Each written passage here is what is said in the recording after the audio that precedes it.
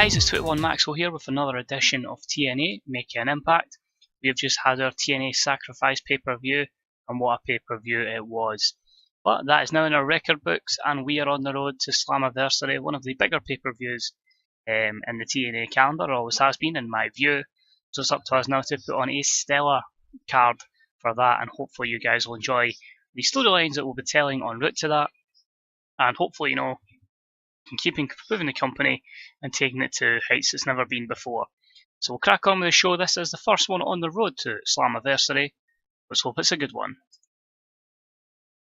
So we're in the tri-state region for the first time in a while. I think it's February was the last time we were here.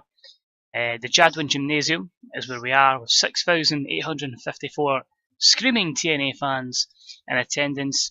And we start the show, obviously the aftermath of Sacrifice saw Virgil Devitt retain his championship against Bram, and also saw Chris Jericho and AJ Styles draw in their matchup to become the number one contendership. This obviously saw at the end of the show Devitt being attacked by AJ Styles and Chris Jericho making the save. Who is the true number one contender? The three of them are disputing over this, who gets the challenge Devitt next. It's a great segment to start the show, an amazing A94 rating. The angle got the show off to a strong start, the crowd got hotter, Jericho was good, and the storyline advances and gains a little bit of heat. Next up, our general manager, or one of the authority figures I should say, Brandy Rhodes, comes out, and she says tonight we will see a 6-man tag main event. It's going to be Bram, who obviously lost last night. He's going to be teaming up with Abyss and Crazy Steve as they take on the champion Virgil Devitt and the reformed, seems, Hardy Brothers. So that'll be interesting to see what goes down with them. No mention of AJ and Chris Jericho. It seems they must have the night off. And a C61 rating here loses a bit of heat to the Y2AJ storyline, but it gains heat, for the Hardy storyline with that C61 rating. First contest of the match, or the night, I should say, was about the had decent reaction from the crowd, but subpar wrestling, and we saw Yujiro Takahashi defeat Jesse in 8:51 by pinfall with a back-to-belly pile driver. D53, another good win for Takahashi here. Jesse again is trying to find himself in TNA, but the wins just aren't coming. A 28 rating for him, a 60 for Takahashi. There were no skill improvements here, and a lot of negatives there for Jesse going forward. Next up, we had the X Division Championship on the line, and it was a decent matchup that saw Jay Lethal defeat Trevor Lee in 9:58 by pinfall with the Lethal combination. His first defence of the X Division Championship that he won at the last pay-per-view. C+70 is a good matchup rating there. It got the crowd hotter. Jay Lethal with a 77 rating. Trevor Lee with 48, but hopefully this brings some prestige back to the X Division Championship. No skill improvements to speak of here. Only negative was Trevor Lee's low morale, but hopefully putting him in matchups with the likes of Jay Lethal can make him a better worker in the long run.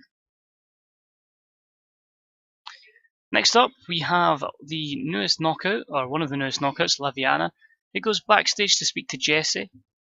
Obviously Jesse's been on a horrible run, just can't seem to find himself in TNA at the moment, and she says how can we turn his career around. She would like to become his manager and give him a proper makeover to become one of the top superstars here in TNA.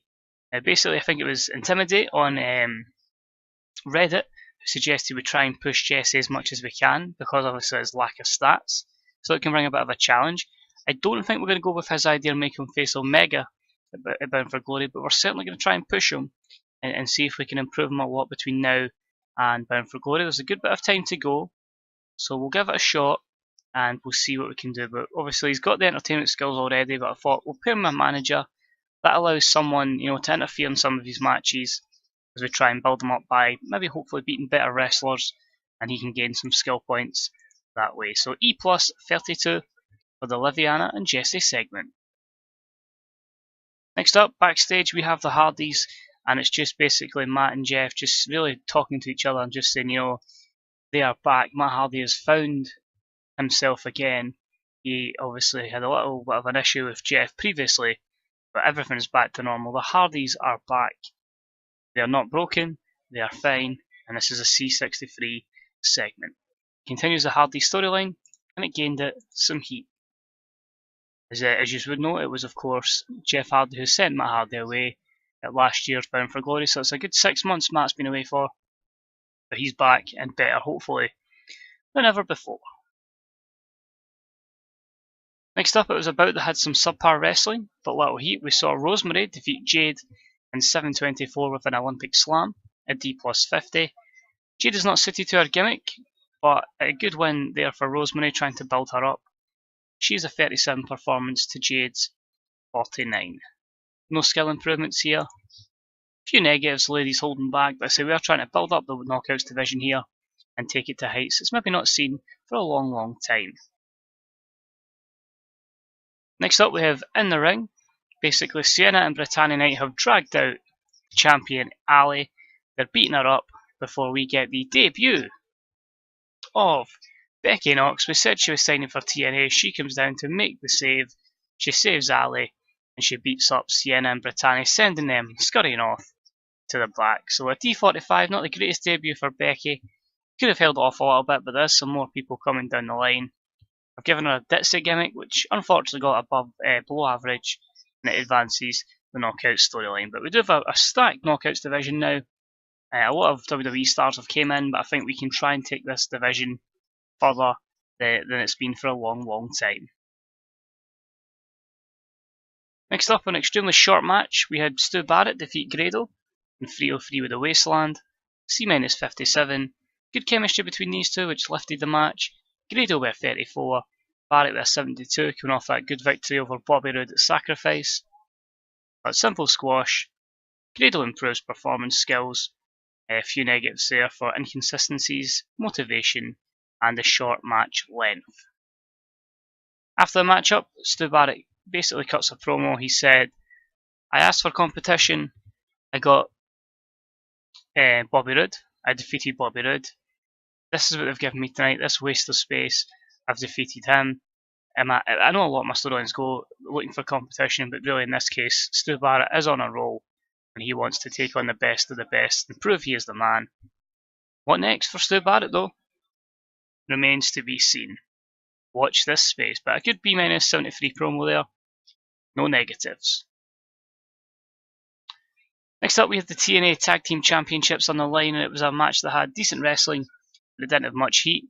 And it was the Tag Team Champions Brian Cage and Mike Bennett who defeated Sami Callihan and Tigre Uno in 6:07 when Mike Bennett defeated Sami Callihan by pinfall with a box office smash. Brian Cage and Mike Bennett make the first defence of the TNA World Tag Team titles. In terms of in-ring work, Mike Bennett was head and shoulders above everyone else. C65 is promising. Uno with a 31, Callihan with a 40, a 63 for Brian Cage, and Mike Bennett with a very solid 73 in-ring performance. Brian Cage improves performance skills. It's just a good first easy title defence for the champs. So hopefully they have a good run as champions. And after the matchup, they just brag about how they're the champions. They absolutely destroyed Phoenix and Mysterio, and just says to the whole division, watch this space, we're just going to run through everyone. So C65 for that there. Continues the storyline of the tag team division. Next up we had a good matchup that saw Shibata defeat Drew Galloway in 14:19 by pinfall. Shibata making the 11th defence of the TNA National Championship. A good B78 here considering there was no storyline attached to this. Drew with a 66, Shibata with a 74. Drew improving both Rumble and performance skills, just again proving the dominance of Shibata. And the negatives there, both men's inconsistency. The champ retains again. Next up we have basically getting ready for our main event, and we see both Styles and Jericho come down to the ring. They're going to do a colour commentary for this main event matchup, so that gets a B-75 as we get ready for this 6-man tag main event. And it was a good matchup, and it saw the team of Fergal Devitt and Hardys defeat Bram and the Decay in 17:49 when Jeff Hardy defeated Crazy Steve by pinfall with a twist of hate. In terms of in-ring work, Fergal Devitt was head and shoulders above everyone else. It's a good win there. We need to build back up the Hardys for one last run. So it's them that gets the victory. A B-76 is pretty decent. Devitt off his game. Rosemary doing some good work at ringside. 56 for Matt, a 61 for Jeff. Virgo Devitt 88 and he's off his game. Bram 75, Abyss 73, and a 51 for Crazy Steve. The Y2AJ storyline advances but loses heat, and the Hardy storyline advances and gains heat. So building up a few feuds here in our main event and mid-card scenes. Get everybody meshing with each other to try and improve workers in a whole. Jeff Hardy improves technical skills, and a few negatives there, the low heat of the storyline, plus a few inconsistencies. And we finish the show.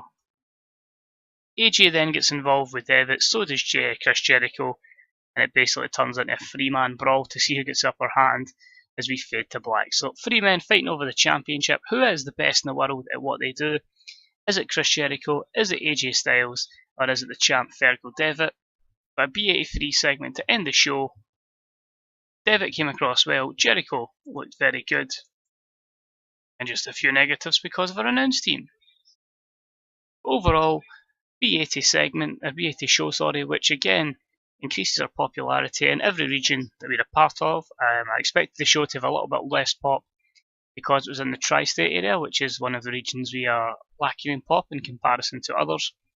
But overall, a good show, getting over a few new storylines, starting a few feuds as we head to Slammiversary, and we've got a couple of big matches that will be announced over the next couple of weeks, as we still have I think it's another 5 weeks to go. So it's a long build to this one, and yeah, looking forward to what we'll have for that. Let's see here, anyone we could steal?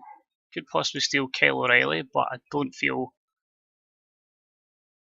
we really need to sign too many more people, especially there's one or two more coming in, so I think we'll leave it at that. But overall, show was good, 6,854. They're saying it was excellent. Jesse needs some wins, so he's going to start getting some wins going forward. Takahashi needs a bit of a rest. 5.58 TV rating, 6k for drug testing. We have a quick look here and see quite a few people unhappy, so we need to start fixing morale issues. There's a lot of people that are kind of being jobbed out or are not being used. We need to look to fix that. Money's good at 9 million, nearly 10 million. I think that'll drop though when we hit the end of the month. Size is looking good there. You see Tri-State at 58 alongside the likes of Mid-South in New England. But I say we'll get a lot of the 62s, a couple of 63s. Again, we need to push over that 65 threshold to get to national, but we're looking good so far.